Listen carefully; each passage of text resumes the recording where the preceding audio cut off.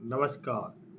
अभी महाराष्ट्र में auto taxi ड्राइवरों को हिंदी और मराठी भाषा के विवाद के नाम पर जिस तरह परेशान किया जा रहा है, वो इस देश में भाषा की नाम पे राजनीति का सबसे गंदा उदाहरण है।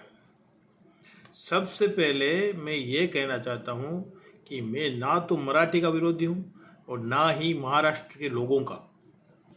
महाराष्ट्र के ज़्यादातर लोग सरल और अच्छे स्वभाव के लोग हैं।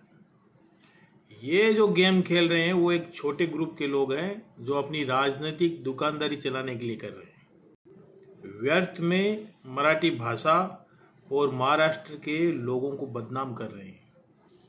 सबसे पहले मैं महाराष्ट्र के लोगों से अपील करूंगा कि आप चेक करो, राज ठाकरे और प्रताप सरनाईक के बच्चे मराठी भाषा की स्कूलों में पढ़ रहे हैं या इंग्लिश स्कूलों में।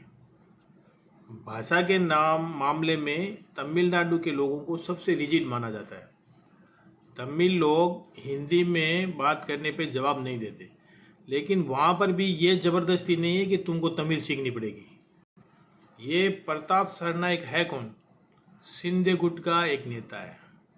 लेकिन महाराष्ट्र में हिंदी भाषी लोगों के साथ मारपीट गुंडागिरी करने वाले लोगों का सरगना है। जोधपुर स्वीट के मालिक के साथ मारपीट के मामले में उन गुंडों को पुलिस पकड़ के ले गई थी।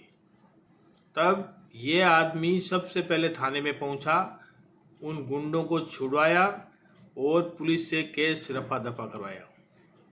यही वजह है कि हिंदी भाषी लोगों के साथ मारपीट गुंडागर्दी करने वाले एक भी आदमी को सजा नहीं हुई, क्योंकि पुलिस ने कुछ किया ही नहीं। मान लेते हैं प्रताप सरनाईक गली की राजनीति करने वाला एक नेता है, वो गली की राजनीति करेगा। दूसरे लोग तो उसे कोई भी हालत में वोट नहीं देंगे। लेकिन सबसे शर्म की बात है बीजेपी के नेताओं की। मुख्यमंत्री देवेंद्र फडणवीस की अकल क्या घास चरने गई हुई है? हिंदुस्तान और राष्ट्रवाद के नाम पे बड़ी बड़ी बातें करने वाले इस तरह की घटिया राजनीति करते हो। प्रताप सरनाईक जो कर रहा है वो पूर्णतया असंवैधानिक है। संविधान में पहला पॉइंट ही ये है कि इस देश का कोई भी नागरिक इस देश में कहीं भी रहकर अपनी जीविका चला सकता है। उसके साथ भाषा, धर्म, जाति के नाम पर कोई तरह का भेदभाव नहीं किया जा सकता। इस देश की न्याय व्यवस्था तो पहले से ही गुलाम बन चुकी है। सुनवाई कहाँ पर होगी? गुड़गांव में जो तोड़फोड़ हो रही है वो कोर्ट के आदेश से हो रही है। वहाँ के लोगों ने गैरकानूनी काम किया, कोर्ट को नजर आ गया।